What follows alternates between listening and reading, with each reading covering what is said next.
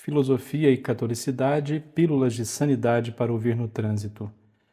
No episódio de hoje, nós daremos continuidade à leitura de alguns capítulos do livro O Liberalismo é Pecado, que é um livro do último quartel do século XIX, escrito pelo padre Félix Ardai Salvani, e que trata do tema O Liberalismo é Pecado. No episódio anterior, nós lemos a introdução e o capítulo 1. O capítulo 1 trata especificamente da seguinte questão: existe hoje algo que se chama liberalismo?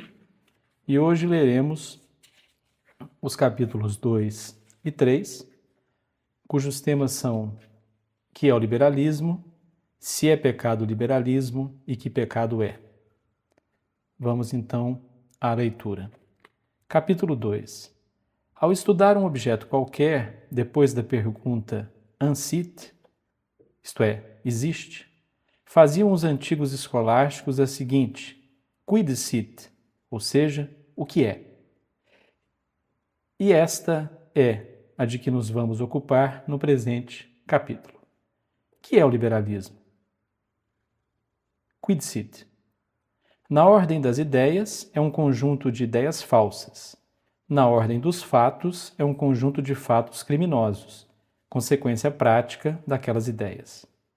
Na ordem das ideias, o liberalismo é o conjunto do que se chamam princípios liberais, com as consequências lógicas que deles se derivam.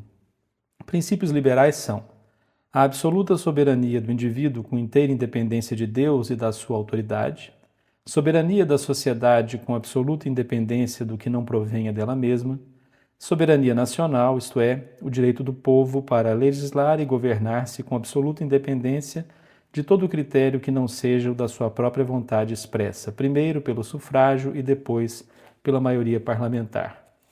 Liberdade de pensamento, sem limitação alguma em política, moral ou religião.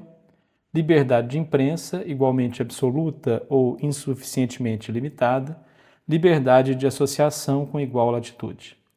Esses são os chamados princípios liberais no seu mais cru radicalismo. O fundo comum de todos eles é o racionalismo individual ou racionalismo político e o racionalismo social.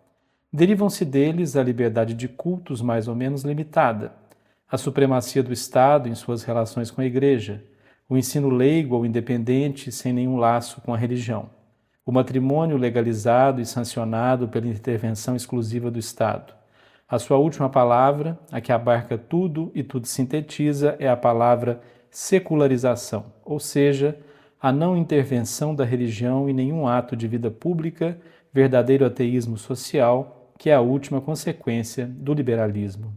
Na ordem dos fatos, o liberalismo é um conjunto de obras inspiradas por aqueles princípios e reguladas por eles, como, por exemplo, as leis de desamortização, a expulsão das ordens religiosas, os atentados de todo gênero, oficiais e extraoficiais, contra a liberdade da Igreja, a corrupção e o erro publicamente autorizados na tribuna, na imprensa, nas diversões, nos costumes, a guerra sistemática ao catolicismo, que podam com os nomes de clericalismo, teocracia, ultramontanismo, etc., etc.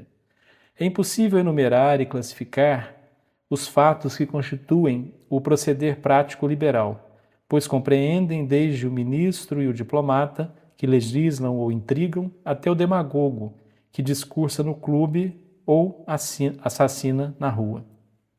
Desde o tratado internacional ou a guerra iníqua que usurpa ao Papa o seu principado temporal, até a mão cobiçosa que rouba o dote da religiosa ou se apodera da lâmpada do altar.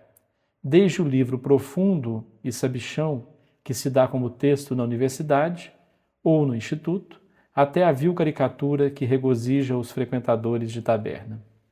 O liberalismo prático é um mundo completo de máximas, modas, artes, literatura, diplomacia, leis, maquinações e atropelamentos completamente seus.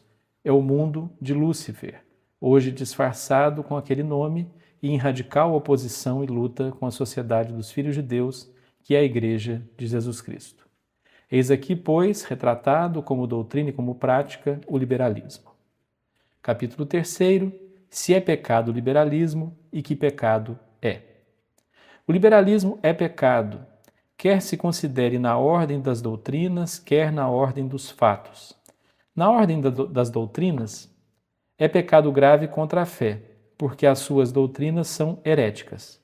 Na ordem dos fatos, é pecado contra os diversos mandamentos da lei de Deus e de sua igreja, porque a todos viola.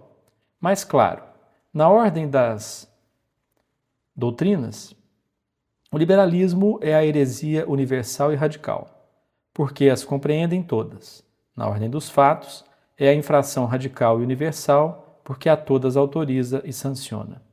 Procedamos por partes na demonstração. Na ordem das doutrinas, o liberalismo é heresia. Heresia é toda doutrina que nega com negação formal e pertinaz um dogma da fé cristã. O liberalismo doutrina nega-os a todos, primeiramente em geral e depois a cada um em particular.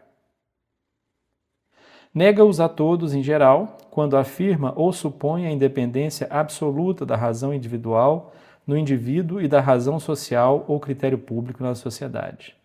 Dissemos afirma ou supõe, porque às vezes, nas consequências secundárias, não se afirma o princípio liberal, mas dá-se já por suposto ou admitido. Nega a jurisdição absoluta de Cristo Deus sobre os indivíduos e as sociedades e, por consequência, a jurisdição delegada que todos os fiéis, em geral e em particular, de qualquer condição e dignidade, receberam de Deus, a cabeça visível da Igreja. Nega a necessidade da divina revelação e a obrigação que tem o homem de admiti-la, se quer alcançar o seu último fim. Nega o motivo formal da fé, isto é, a autoridade de Deus que revela, admitindo da doutrina revelada só aquelas verdades que o seu curto critério alcança.